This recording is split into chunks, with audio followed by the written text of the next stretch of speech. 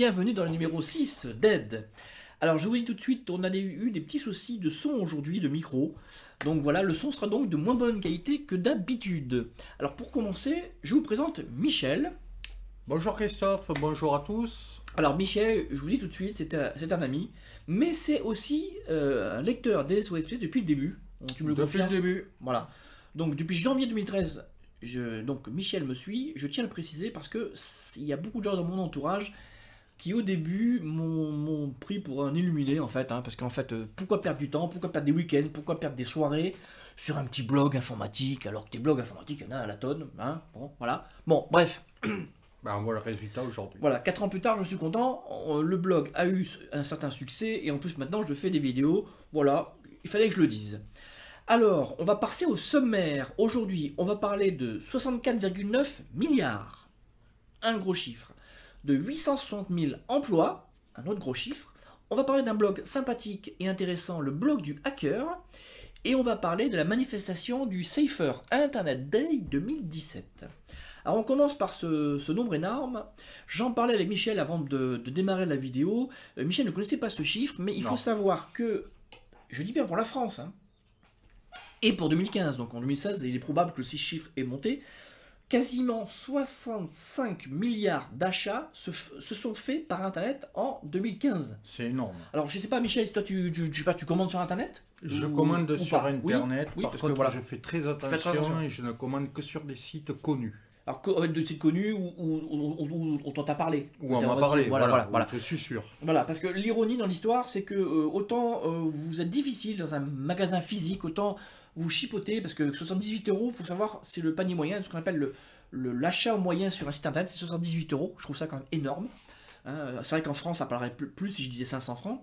Mais ce qui est agaçant, c'est que vous allez chipoter pour dépenser 80 € dans un magasin. Par contre, sur la toile, derrière un ordinateur, clac, en 2 clics, les 80 € et beaucoup plus. C'est beaucoup plus facile, il n'y a pas d'argent liquide.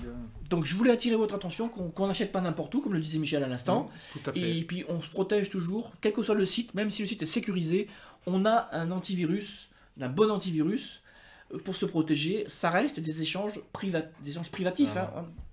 Antivirus très important. Voilà, un échange privatif, parce qu'on donne son nom, son adresse, des moyens de paiement. Voilà, j'avais envie de donner ce chiffre, si vous ne le connaissiez pas. Moi, je sais pas c'est pour vous, mais moi, 64,9 milliards, ça me paraît énorme. En parlant de chiffres énormes, justement, on continue dans les chiffres énormes, 860 000. Alors, 860 000 emplois qui seraient menacés par les robots. Alors, c'est une news d'octobre 2016. C'est une vieille news, mais en fait, cette news m'a été rappelée ces jours-ci. Alors, je veux pas dire de bêtises, je crois que c'est France Info, j'ai écouté ça dans ma voiture. Je sais pas si tu as entendu parler. Alors c'est pour 2030, les experts disent que d'ici 2030, il pourrait, alors bien sûr c'est la supposition, il pourrait y avoir 860 000 emplois menacés, c'est-à-dire remplis par des robots. Alors, moi, quand je pense robot, je pense automatiquement à piratage. Alors, je sais que je fais un peu des formations professionnelles, mais moi, quand je pense à un robot, ça m'inquiète un petit peu et je me dis que, enfin, je sais pas toi, mais quelqu'un qui prendrait le contrôle de ces robots. Suivant le robot, la tâche qu'il a à faire, s'il est piraté par quelqu'un, ça peut être. Donc, tu penses comme moi, voilà, on se rejoint là-dessus. C'est-à-dire que, alors. Pour la boutade, j'allais dire qu'on n'est pas prêt d'avoir 860 000 robots en France, parce qu'il faut quand même savoir que c'est une news qui concerne le Royaume-Uni. Alors le Royaume-Uni, en population, c'est à peu près équivalent à nous, donc aux alentours de 65 millions de personnes, on est un petit peu plus, mais pas tant que ça. Alors imaginez, proportionnellement, donc si en France, on avait donc 860 000 emplois occupés par des robots, moi ça me fait flipper. Alors quand j'allais dire pour la boutade, heureusement on a les syndicats qui vont nous défendre, mais bon, moi je me dis que si ça s'est pas encore développé autant, c'est sûrement pour un problème de coût, pour un problème de technologie qui se développe, mais je pense aussi parce qu'il y a quand même la peur. Je pense que beaucoup de nos dirigeants français ont peur du piratage et investir... Sur certains, Voilà, moi je pense qu'investir des millions d'euros dans des robots qui peuvent être piratés, bon pour l'instant on a bien besoin de l'humain. Alors le robot c'est sûr qu'il pose pas de RTT, il est pas malade, mais le jour où il a une défaillance, on s'en souvient. Pour parler de la news numéro 3... Alors ça t'a plu cette news, je sais que ça t'a plu, je t'en ai parlé. Beaucoup même. Alors le blog du hacker, alors justement, tout de suite la question de base, hacker, c'est quoi pour toi un hacker? C'est quoi? Pour moi c'est un pirate de l'informatique. Voilà, alors c'était la réponse, j'étais sûr de la réponse, parce que tout simplement, parce que hacker c'est un mot qui a une connotation super méga hyper négative. Hacker, c'est un voleur, hein, pour faire simple. Alors, le blog du hacker est tenu par Michel, avec qui j'ai la chance d'échanger par mail. Alors, ce blog, déjà, donne la vraie définition de hacker. Parce que hacker, avant tout, c'est un passionné, c'est un bidouilleur, un bricoleur. Donc, c'est quelqu'un qui connaît beaucoup de choses sur l'informatique, je dirais même qui a un savoir encyclopédique, et que forcément, quand vous maîtrisez l'informatique, vous pouvez...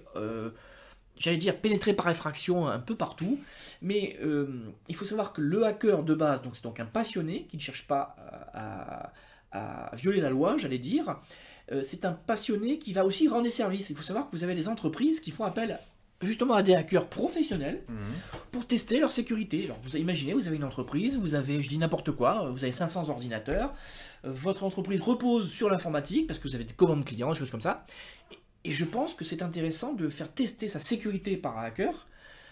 Le problème, c'est que nous, grand public, quand on dit hacker, on pense à voleur.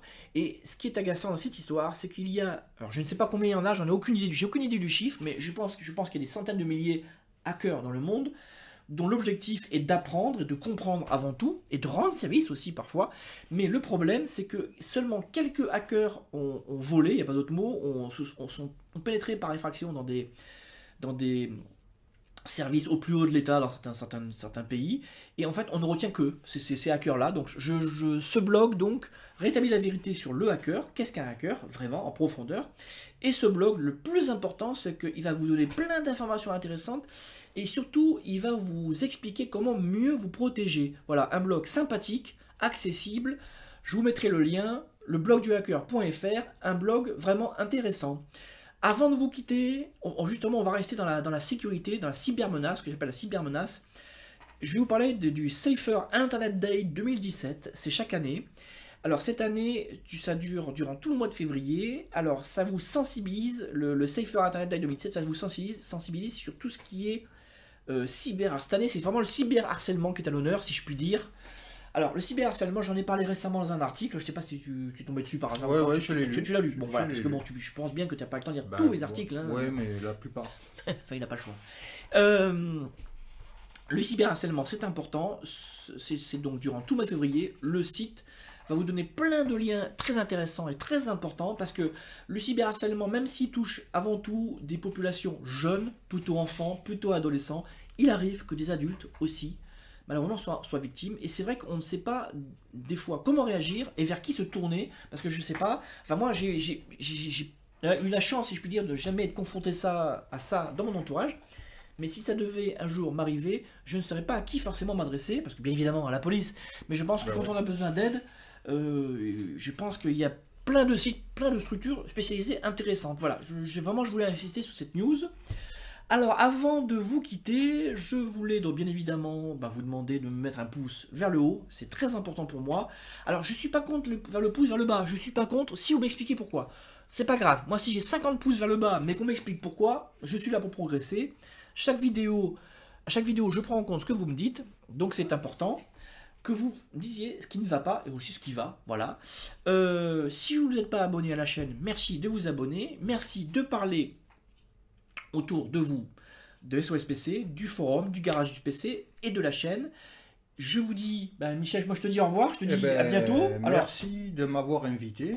Écoute, c'était une première expérience, on est à la 3000e prise, je le dis. Voilà. Mais on ne sait pas, peut-être qu'il aura envie de revenir, on ne sait pas. Mais avec grand plaisir. Voilà. Merci à tous. Merci à tous, et à bientôt pour le numéro 7.